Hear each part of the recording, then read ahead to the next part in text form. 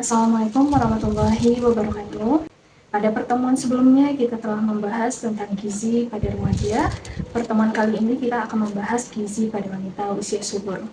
Tujuan pembelajaran hari ini, yang pertama mahasiswa mampu menjelaskan masalah gizi pada wanita usia subur dan faktor yang mempengaruhinya.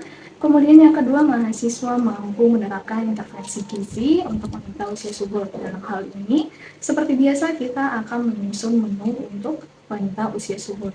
Pada pertemuan ini kita akan membahas wanita usia subur. Sebelum lebih lanjut, siapa sih wanita usia subur itu?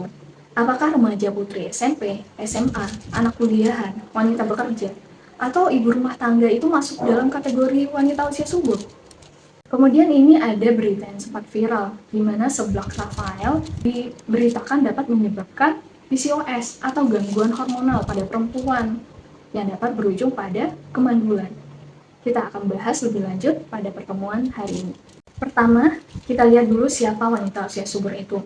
Menurut definisi Kemenkes, wanita usia subur adalah wanita yang berusia 15-49 tahun tanpa mempertimbangkan status perkawinannya. Sedangkan secara harfiahnya, wanita usia subur itu adalah yang organ reproduksinya berfungsi dengan baik dan berpeluang untuk mengalami kehamilan. Ketika kita membahas wanita usia subur, itu berujung pada gizi prakonsepsi atau gizi persiapan kehamilan. Seberapa besar sih peluang seseorang untuk mengalami kehamilan? Kalau usianya berada 20-29 tahun, itu peluang kehamilannya bisa sampai 95% karena ini adalah puncak reproduksinya.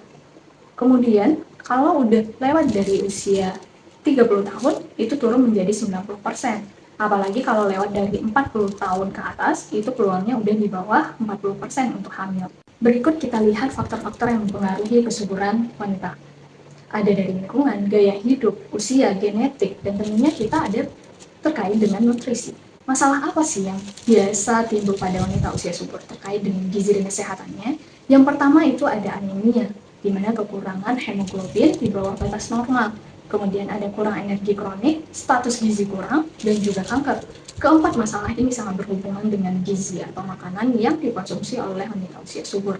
Untuk mengatasi masalah gizi dan kesehatan yang sering terjadi pada wanita usia subur, tentunya sebagai ahli gizi kita perlu menyusun menu yang tepat untuk wanita usia subur.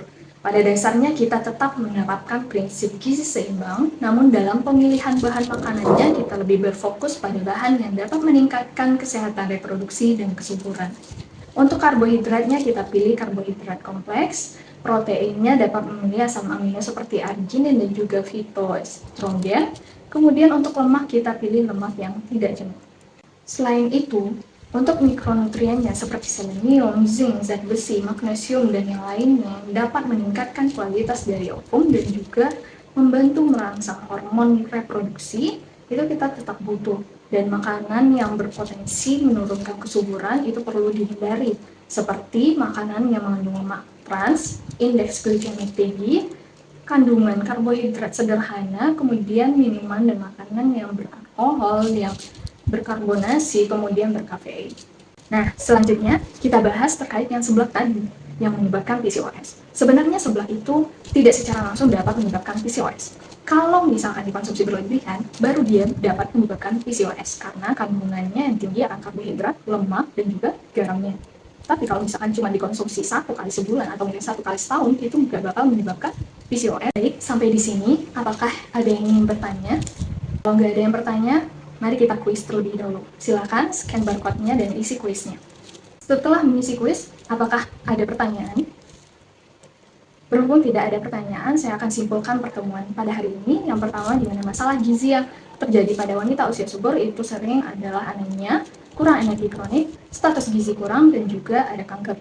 Dalam penyusunan menu makan, untuk wanita usia subur kita tetap menerapkan prinsip gizi seimbang. Namun dalam pemilihan bahan makanannya, kita memprioritaskan makanan yang memiliki kandungan zat gizi untuk meningkatkan kesehatan reproduksi dan kesuburan. Terakhir, sebelum menutup pertemuan pada hari ini adalah tugas yang harus dikerjakan studi kasus berkelompok, cari 1 orang kasus, sama seperti pertemuan-pertemuan sebelumnya ya. Ini adalah menyusun menu 1 hari untuk wanita usia subur. Jadi saya akhiri perkuliahan pada hari ini. Assalamualaikum warahmatullahi wabarakatuh.